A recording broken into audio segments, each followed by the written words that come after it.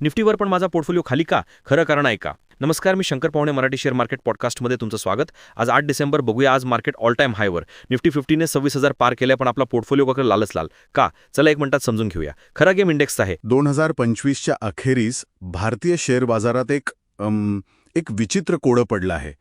एका बाजूला निफ्टी 26,000च्या विक्रमी पातळीवर आहे, सगळीकडे उत्साहाचं वातावरण, पण त्याचवेळी अनेक गुंतवणूकदारांचे पोर्टफोलिओ मात्र तोट्यात आहेत, लाल रंगात. हे नेमकं काय घडतंय?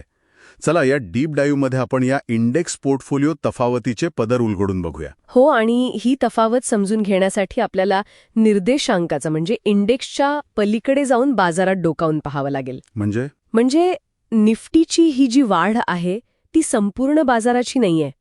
काही मोजक्या मोठ्या कंपन्यांनी ओढलेला हा रथ आहे.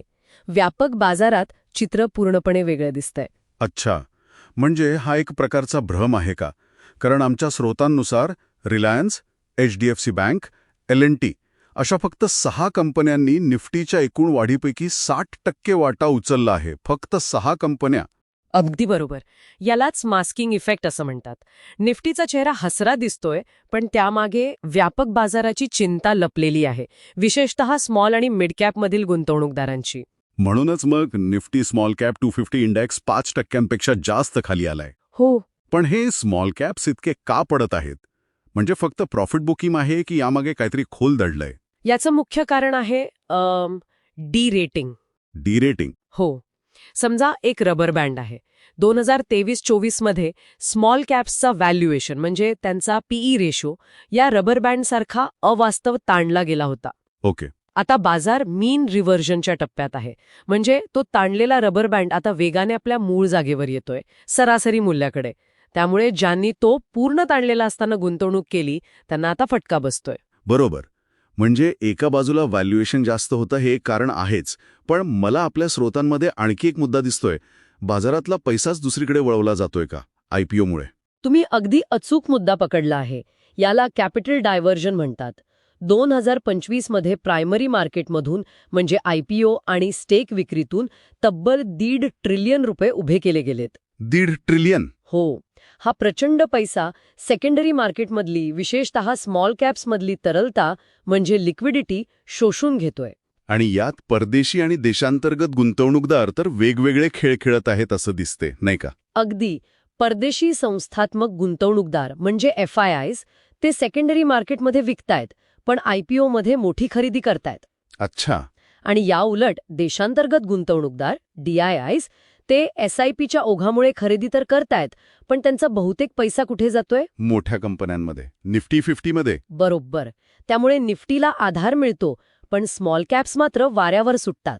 हे तर खूपच विरोधाभासी आहे. म्हणजे SIP मधून येणारा पैसाच एका अर्थाने स्मॉल कॅप्सना मदत करत नाहीये. मग अशा परिस्थितीत सामान्य गुंतवणूकदाराने काय करायला हवं? स्रोतांनुसार ही इक्विटीतून पूर्णपणे बाहेर पडण्याची वेळ नाही. ही वेळ आहे आपल्या पोर्टफोलिओची पुनर्रचना करण्याची, रिस्ट्रक्चर करण्याची. ओके. त्यासाठी काही विशिष्ट पद्धत आहे का? हो. कोर आणि सॅटेलाइट दृष्टिकोन वापरण्याचा सल्ला दिला जातोय. कोर आणि सॅटेलाइट हे थोडं सोपं करून सांगाल? नक्कीच. कोर म्हणजे तुमच्या पोर्टफोलिओचा गाभा, समजा 60 ते 70%. हा पैसा स्थिर मोठ्या कंपन्यांमध्ये म्हणजे लार्ज कॅप्समध्ये गुंतवावा. जसं की खाजगी बँका. अगदी. आणि उरलेला 30-40% भाग म्हणजे सॅटेलाइट. तो निवडक अत्यंत दर्जेदार स्मॉल कॅप्समध्ये गुंतवावा. अशा कंपन्या ज्यांच्यावर कर्ज कमी आहे आणि नफ्याची वाढ चांगली आहे. म्हणजे आता कॉन्सेप्ट स्टॉक्स नाहीत, तर अर्निंग्स कंपाऊंडर शोधायला हवेत. हे झालं नवीन गुंतवणुकीबद्दल. पण जे शेअर्स आधीच 40-50% पोट्यात आहेत त्यांचं काय करायचं? ती एक वेगळीच डोकेदुखी आहे. त्यासाठी स्रोतांमध्ये ट्रायज पद्धत वापरण्याचा सल्ला दिला आहे. एक मिनिट, ट्रायज हा शब्द तर आपण हॉस्पिटलमध्ये ऐकतो. हो, अगदी तसंच आहे. जसं डॉक्टर ठरवतो की कोणत्या रुग्णावर आधी उपचार करायचा, तसंच इथे करायचंय. ज्या कंपन्यांचे फंडामेंटल्स खराब आहेत, ज्यांना वाचवण्याची शक्यता कमी आहे, त्या विकून टाका. पण ज्या कंपन्या मुळात चांगल्या आहेत, फक्त बाजाराच्या सेंटिमेंटमुळे पडल्या आहेत, त्यांना होल्ड करा. त्या बऱ्या होऊ शकतात. तर थोडक्यात सांगायचं झालं तर निफ्टीचा उच्चांक आणि रिटेल पोर्टफोलिओमधील ही घट म्हणजे बाजारातील जोखमीची एक तर्कसंगत पुनर्रचना आहे, एक रिप्राइसिंग ऑफ रिस्क. बरोबर. मोमेंटमवर स्वार होऊन सहज पैसा बनवण्याचा काळ आता संपलाय. आता शिस्त आणि गुणवत्तेला महत्त्व देण्याची वेळ आली आहे. अगदी बरोबर. आणि जाता जाता विचार करण्यासाठी एक प्रश्न.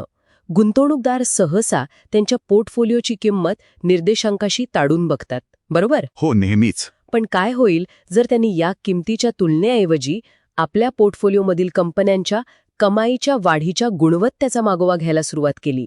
कदाचित सध्याच्या बाजारात तोच एक जास्त चांगला मार्गदर्शक ठरू शकेल.